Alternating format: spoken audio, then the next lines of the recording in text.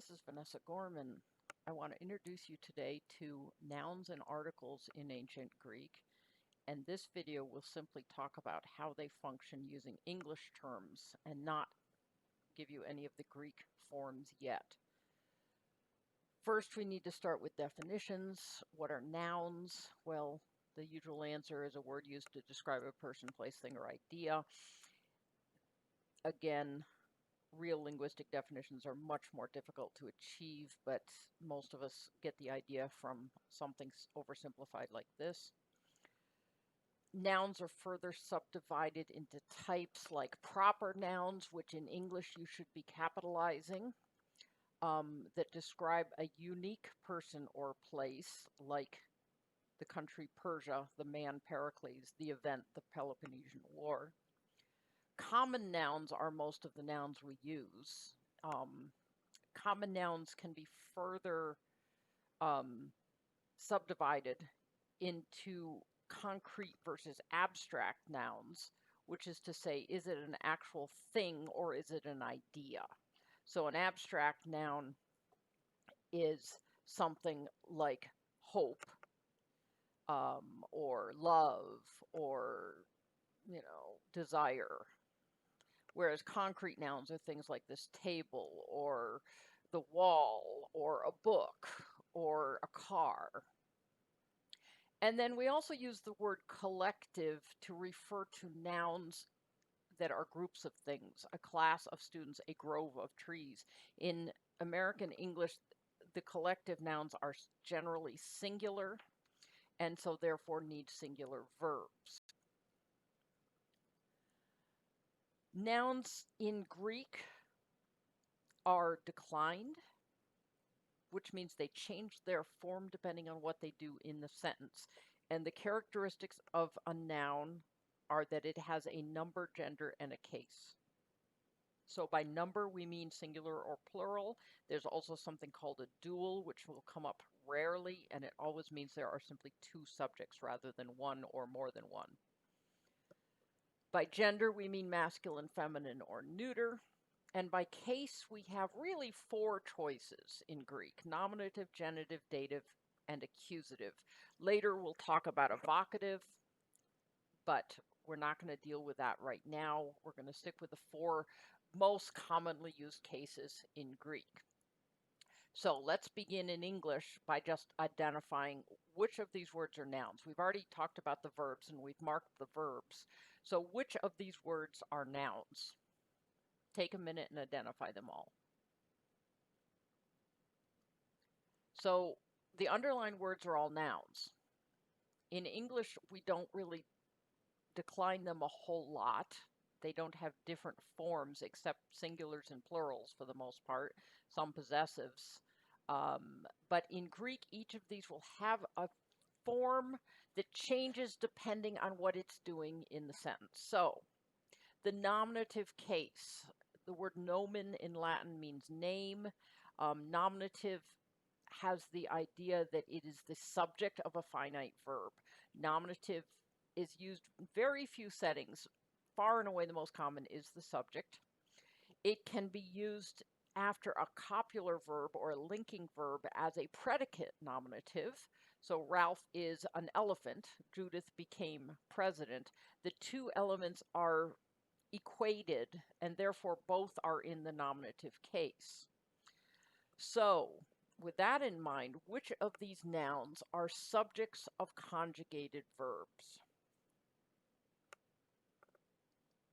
Well, if you've marked these nouns, then you're in good shape. Tissaphernes came, Alcibiades went, Tissaphernes seized and imprisoned, Alcibiades and Mentetheus provided and made.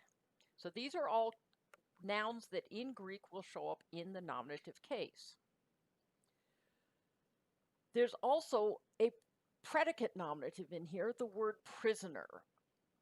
Mentetheus, who had been taken prisoner, who became a prisoner, who was a prisoner.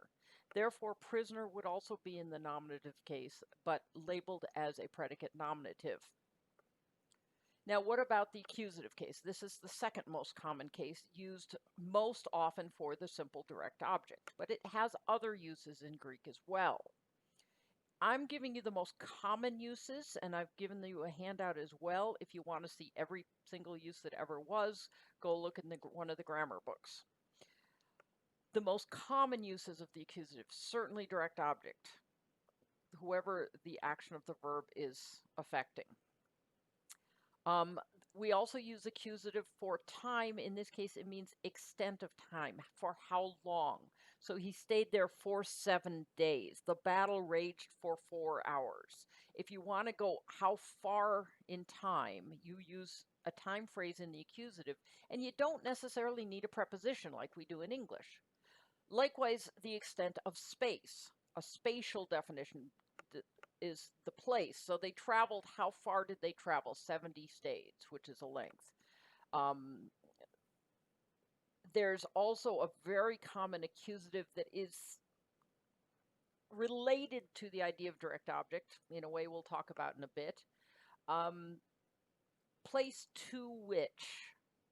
So it's not just extent of space. If you see a measure word, you know it's going to be space or time, right? If you see a number, if you see a unit of measure of space or time. But if you see a place in the accusative, it's often going to be place to which. He sailed to Ephesus. And also, the accusative case in Greek is a lazy way of creating an adverb. You can throw something in the accusative case and it just becomes an adverb. So in the end, he spoke. You can just say that by putting the word end in the accusative case. So these are the most common uses of the accusative by far. And I do recommend you keep the handout close by while you're getting used to them, because it will make your life a lot simpler. So if we go back to our passage, which nouns in here would be in the accusative? Think about place to which first. Think about direct objects second. So place to which, Tissaphernes came to the Hellespont. You can't come without coming to someplace. So that's a necessary argument. They made their escape by night to Clazomene. Clazomene is also a place to which. The direct object, the king ordered him to make war upon the Athenians, and they provided themselves with horses. The verb itself means to provide with, so the horses is the direct object. They made an escape. So these are all direct objects. So the next case we'll talk about is the genitive case, and the genitive has a lot of uses, but the good news is you can usually get away by translating it with the word of in English. The main use of genitive is possessive. We say apostrophe S, Pete's book, or we can say the book of Pete. This is the same in Greek. You put that in the genitive case. Likewise, other things that we usually translate with the word of often come in the genitive case. So genitive of what's called material, or the partitive genitive, a part of the whole, a piece of pie. The word of pie would be the word pie in genitive. Likewise, quality or price, a woman of good character, a bribe of 60 drachmas. When you're talking about legal context, the charge and the penalty are put into the genitive case as well.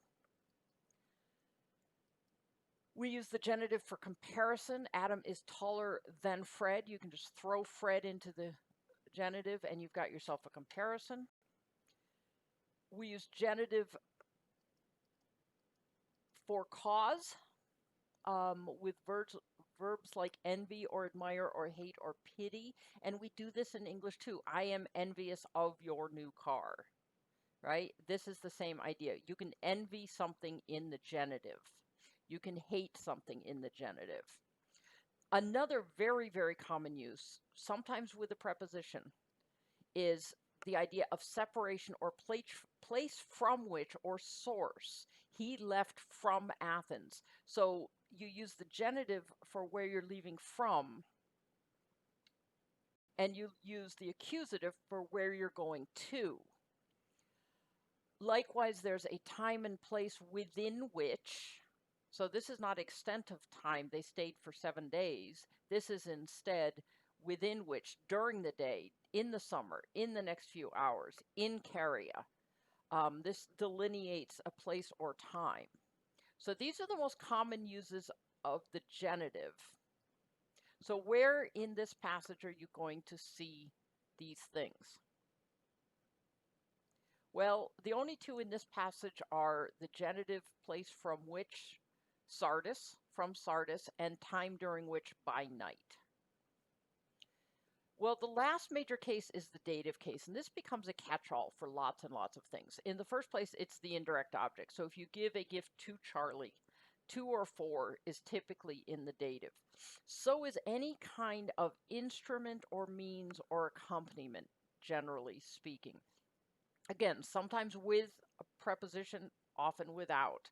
The king was killed by means of a javelin. That word javelin would just be placed in the dative without a preposition normally. He marched in with an army, accompanied by an army. Likewise, we have a place, and in this case it is place where. The dative is the stationary case. So genitive is from where, dative is where, and accusative is to where. So he was born in Ephesus. Her friends found her at home. And the other thing you can do with dative commonly is what's called the degree of difference. If you have a comparative like later or longer or taller or shorter, you can say by how much by throwing it in the dative case. Later by 7 days, longer by a mile.